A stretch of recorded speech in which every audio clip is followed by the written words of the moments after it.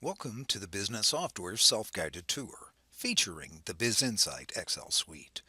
You'll see Biz Connectors, which directly link to tables from one or more enterprise resource planning systems, and Biz Broadcast, which automates the process of distributing reports.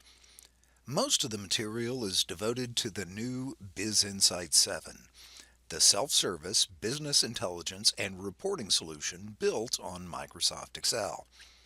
The following sections focus on how business analysts can leverage the suite to automate Excel reporting and improve their visibility into business operations.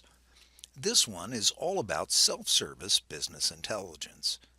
So what do business users need in Excel? Some might want a customer analysis report that includes amount invoiced, number of invoices, average amount, quantity shipped, and gross margin for a particular time period. And they'd probably want it more if that single worksheet actually contained multiple reports, with results from any or all territories filtered with a click. Or maybe you'd prefer an annual analysis of sales performance, with the top 3 sales leaders highlighted for each month and total results illustrated in a simple bar chart. It's easily created because it's mostly native Excel. Except, when a number grabs your attention, right-click to see the options for Biz Insight drill down and choose the one that fits your needs. Get a pivot table, for example, and see all the numbers behind that number. Then use Excel's native pivot table field selector to add the needed details. And for those of you in the most budget-conscious organizations, consider the benefits of having a rolling run rate forecast that compares actuals to budget for any month of the year. You can have any of these in Excel when powered by Biz Insight. It's no secret that business people base decisions on the numbers, and there's no doubt that sooner or later a vast percentage of the numbers find their way into Excel. So why not start and finish your work in the solution you use every day? At its lowest level, Excel serves up lists, like this one of customers. Next come tables, which add a lot more granularity, and often a lot of needless columns. Sure, it's pretty easy to sort and filter and delete as needed, but there is an easier way with Biz Insight 7. Let's start with that list. This version of Biz Insight stores Excel data into memory and then makes it available through a query editor. The list has only 2 columns, so it's by definition a table, and the editor gives you the option to include column headers and fill down formulas, just like a standard Excel data range, plus the option to remove duplicates.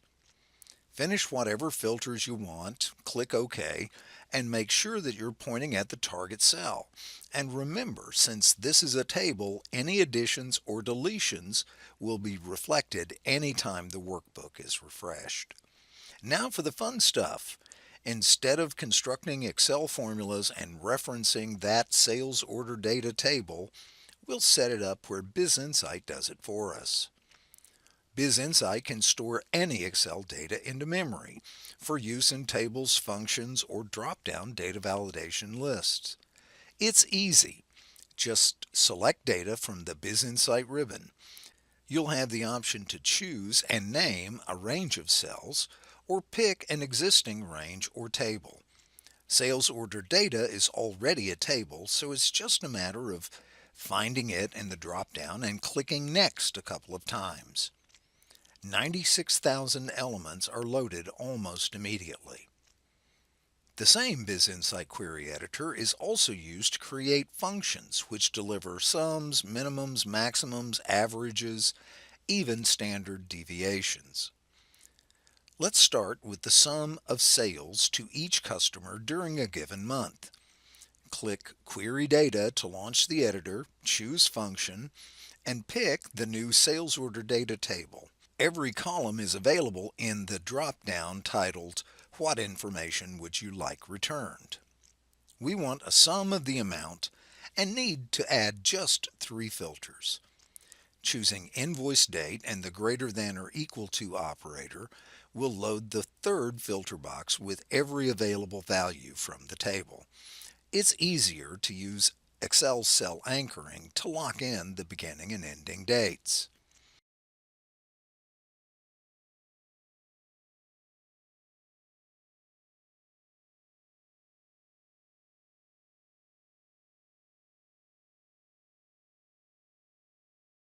Now just one more filter to choose the customer. Again, every value is available from the drop-down. But that's just the start. Choosing the in operator provides a list with checkboxes to choose one or more values. We'll use cell referencing again to make the sums match up with each customer, this time anchoring the column.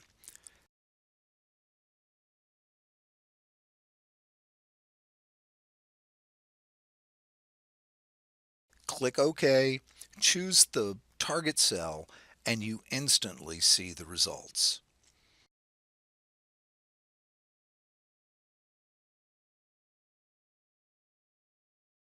Either use Excel's Flash Fill or refresh the customer table to get all the numbers.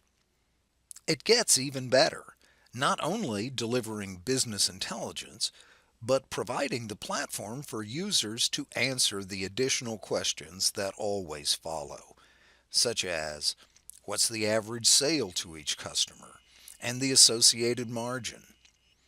Just fill the first function across, open the BizInsight query editor, and make one simple change.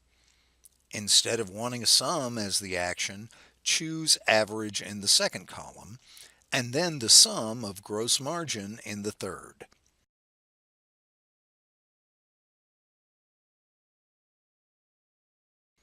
And while we're at it, we might as well find out the monthly quantities for each customer.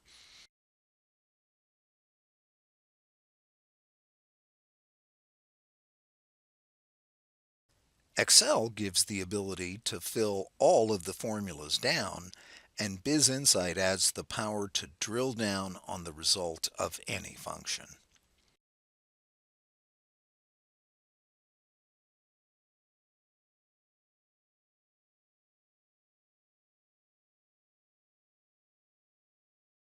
Thanks for joining. You'll see a lot more in the following sections.